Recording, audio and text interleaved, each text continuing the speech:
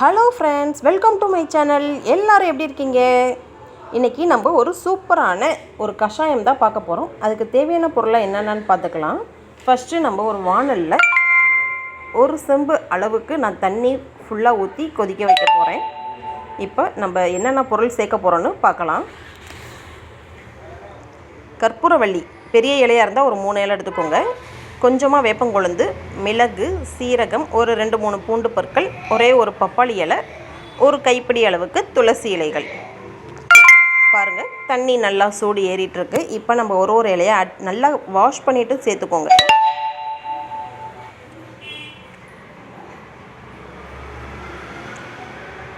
கற்பூரவள்ளி, பப்பாளி இலை, துளசி ஒரு கைப்பிடி அளவு,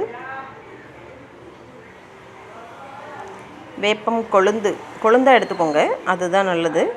பெரிய இலைன்னா கொஞ்சம் கசப்பு அதிகமாக இருக்கும். 3 பூண்டு பற்கள் சேர்த்துருக்கேன்.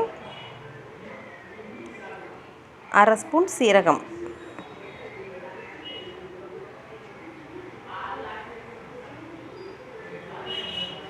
ஒரு 2-3 மிளகு மட்டும் சேர்த்துக்கலாம். இது குழந்தைகளுக்கு கொடுக்குறனால கொஞ்சமாகவே சேர்த்துக்கோங்க. இல்லாட்டி காரம் அதிகமாக இருக்கும், அவங்களால குடிக்க முடியாது.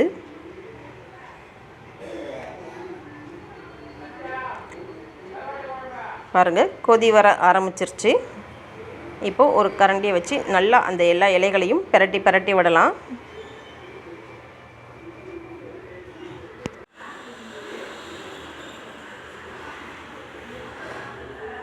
இந்த தண்ணி நல்லா பாதி அளவுக்கு வற்றணும். அந்த அளவுக்கு நம்ம நல்லா கொதிக்க விடணும்.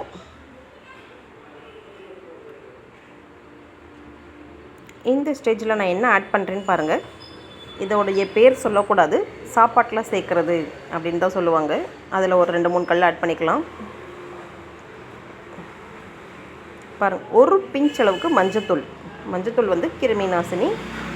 நமக்கு இருமல் சளி இருக்கும்போது தொண்டையில் இருக்கிற பிரச்சனைகளை சரி பண்ணுறதுக்காக நம்ம சின்ன துண்டளவுக்கு மஞ்சள், அந்த விரலி மஞ்சள் இருந்தால் கூட. பாருங்கள், எல்லா இலையில் இருக்கக்கூடிய அந்த நீர் இறங்கி கலர் நமக்கு நல்லா சேஞ்ச் ஆகிருக்கு.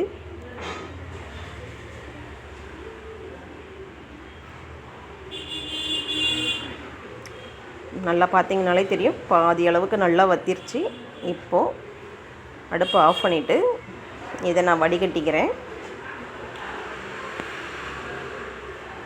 பாருங்கள், வடிகட்டி எடுத்துட்டேன். இந்த கஷாயம் சின்ன குழந்தைகள் 1 வயசுலேருந்து பெரியவர்கள் வரைக்கும் கண்டிப்பாக வாரம் ஒரு முறை நம்ம தாராளமாக எடுத்துக்கலாம்.